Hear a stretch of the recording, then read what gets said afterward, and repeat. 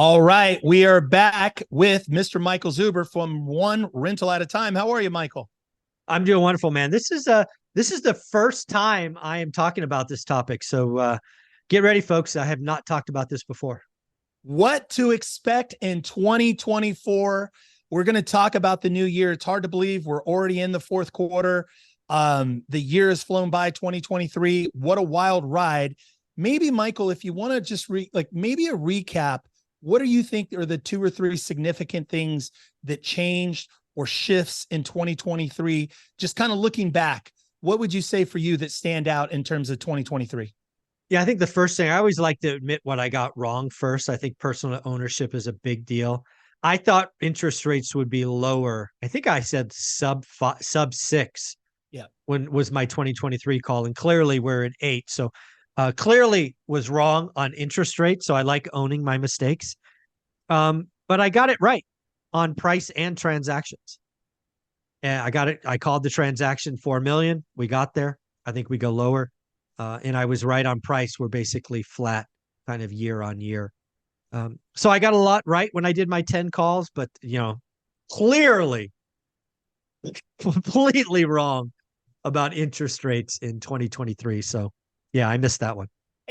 And I want to say though, I want to just compliment you in that I think your forecast when you were looking for into summer sub, something with a six on it or, Mhm. sub six Yeah. was something you did early in spring. Yeah. But generally, I would say even when we were talking about rates, I felt like you called it very, very tight for the next couple of weeks, the 2 to 3 Yeah. weeks ahead. So I always felt like you were on point. If you were somebody who's watching daily financial news or somebody who watches the Friday financial news wrap up, Yeah. you were in sync. You were never out over your skis in the next, say, 2 to 6 weeks. You were always very on Yeah. point. But I think when we got out a little ahead saying, okay, this is what's going to happen in 90 days, Yeah. that's where I think it was a little bit. Yeah, I mean, I don't mind being wrong. I think anybody that's in this business who makes calls will be wrong, right? I mean, but I'll take my batting average over anyone else. The one thing I will say on rates is I nailed the Fed. Yep. I nailed the Fed moves every time, Yep. except the last quarter. I thought they should have not done that. So I got a lot of those right, and when most people got those wrong. But I don't mind. I have no problem being wrong. I am wrong all the time. But I own them. I'm not like some But, chicken shits who hide and pretend it didn't happen. or not talk about it. Right. 100%. Yeah. So let's get into, I think this is something we haven't even talked about this probably in about a couple of months, Mm. but the crash bros, the market was supposed to crash. I thought the market was supposed to crash in 22, toward the end of 22. It didn't Yep. happen. The Yep. market was supposed to crash in 2023. Yep. You were completely adamant about valuations, nationwide averages, as well as in the local markets that you and I both spend time in. Talk about the crash or the crash that didn't happen. Is it going to happen in 24? Let's talk about crash. So I'm going to deal with crash bros in one of two ways. There are crash bros that are not interested or have no housing experience. They're entertainers. Yep. So they're just a bunch of high paid idiots. I pay them no mind.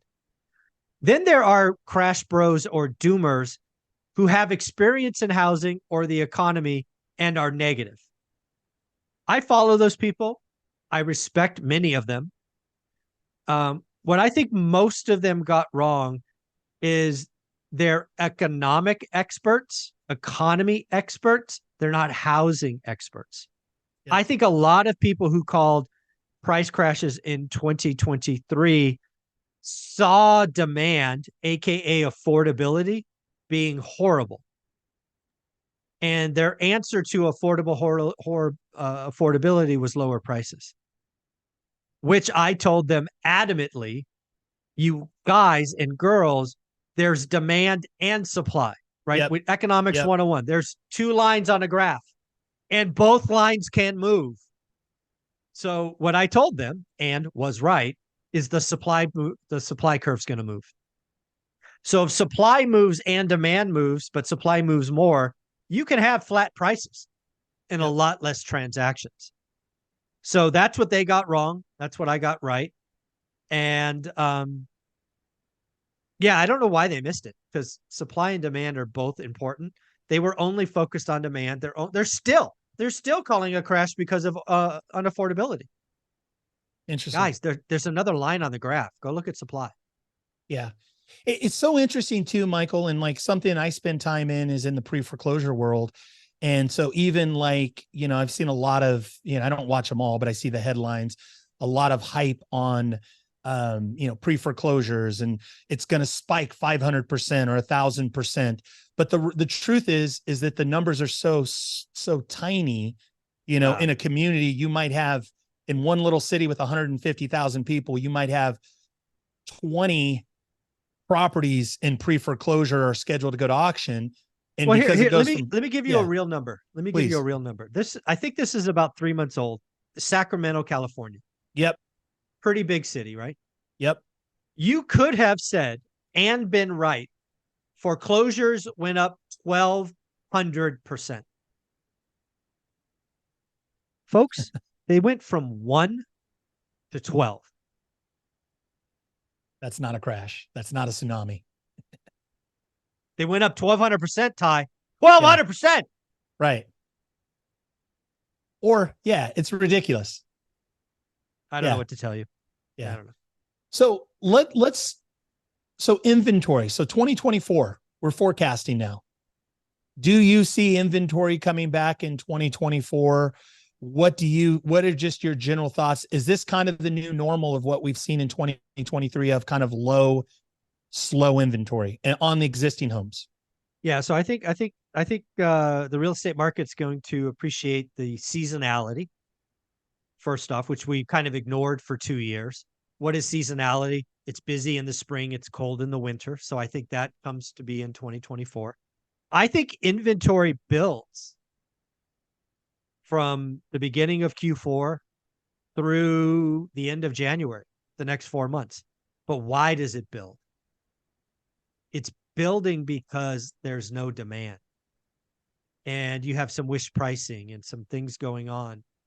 And 8% mortgage rates is a tipping point. We saw it in pending home sales. Pending home sales are down 7.1% because of rates, not supply, because of rates.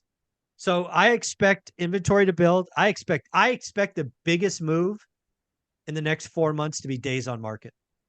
Days on market could double. Interesting. Days on market could double. Is it significant enough? And I think I know the answer to this. I think I know what you're going to say, but is it significant enough that days on market go from 10 days to 25 days? It's still kind of a short days on market. And then also talk about the distinction between mediocre inventory versus the top shelf, the stuff that's really dialed and priced right. Yeah. So I think days on market goes to over 40 days. It'll be meaningful. It'll be meaningful. Okay. Meaningful. Yeah. I do think a trend from 23 that carries to 24. And again, people need to pay attention to this. Above the median, aka a luxury, still ice cold through January. Dialed in below the median, FHA, VA ready, beautiful. Dude, bidding wars. Still selling like hotcakes. Still selling. If supply and demand, if there's only 7 of them in the state of California, they're going to sell. Yep. Right. And it's pretty obvious.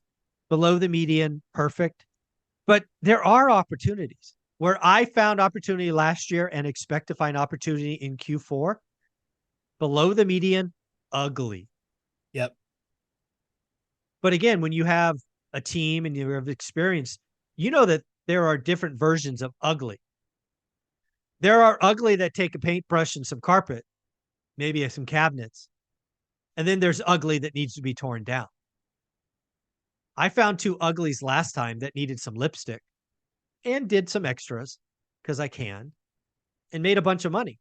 I expect to do it again. Yeah. I love it. I love it. And so, and I see the trend where, properties that are mediocre and or even ugly, those are just going to sit. The days on market climb above the median, very, very soft in terms of pricing and or setting on the market. So in 2024, right now, and again, it's early. We're in the 4th quarter. We're just starting in October. What are your thoughts on price? Or do we stay flat nationwide? Do we appreciate a little bit? Do we see prices actually come down? No, plus or minus 1%. I think we're flat for, 3 or 4 years. I don't Wow. think you can have a decade of appreciation, which we had in 2020 and 2021, and not pay it back somehow. Some people, the crash bros, for example, think it will be paid back in the form of a pricing crash. I think it's paid back in slow grind of affordability getting better with higher rates and slightly lower interest rates. And Got it. yeah, there's no supply. I mean, there are people locked in that won't sell. They can't sell. If they were going to go rent somewhere, they'd have to pay more money. It's economically viable to stay put, and they will. Got it. I couldn't agree with you more. And it's interesting too, that in a flat market, which is our next subject, opportunity, I found that the flat markets are always the best markets because the seller's greed simply kind of gets controlled and normalizes. You get really clear in a flat market who really wants to sell, who needs to sell, and then people that are wishful and curious. Talk about opportunity as we go into 2024. What do you see big opportunities in 2024 for the one rental at a time community? The first thing we're going to see, folks, is less competition from idiots and gamblers and speculators. The last 2 years has attracted a lot of easy money, get rich quick, easy button types. They're all going to get hurt, crushed, and they will disappear. I am ecstatic that the pretenders who frankly make fun of me as a buy and hold investor are going to go bust because they were overconfident, over leveraged, and they don't know what they were doing. So the first thing I will tell you is competition's going down. That's if you're an investor or an agent. Competition's going down. Second, dude, a flat market is actually amazing. You can learn. It's slow. And you can write there's no law that says you can't write 100 offers. Right? Yep. You're going to be able to find the motivated seller. You may write 100 offers in 2024. You may get 15 counters, but you may find 2 motivated sellers. And it's all worth it, dude. The work is worth it. In the market that's coming up in 2024, the folks that do the work, that skill up, that have experience, that can do price and terms, that have access to capital, it's going to be an amazing time. I'll make more moves, I think, in 24 than I did in 23. So it should be a lot of fun. I love it. I love it. And I couldn't agree with you more. Again, to echo that flat markets are incredible, especially for those that are active, those that are doing the work, those that are proactive and out there marketing, talking to agents, talking to people that are out there. And I agree too. It's interesting with less transactions, something we talked about on the Friday Financial Wrap Up, that you've been talking about for a long time now in Daily Financial News as well, is that we're going to go sub 4 million transactions, somewhere 3.7, 3.8 transactions. So with the decrease, we're going to see a lot of realtors and a lot of investors leave. Any just closing thoughts on that, Michael?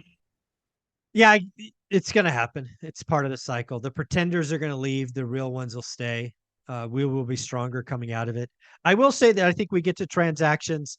I think we'll end 24 like at 4.2, 4.3. So I think like Q4 of 23 is the low point. And I do think we get to like 4.2, 4.3 by the end of 24. Interesting. Very interesting. Well, folks, there you go. This is going to be the first of a series for 2024. We're just going to start talking about it. I know it's going to be a talking point for a lot of people. If you are new to this, subscribe, follow, make sure that you're following Michael Zuber, one rental at a time. Michael, thank you for all the work that you do. Have a great day. Thanks again.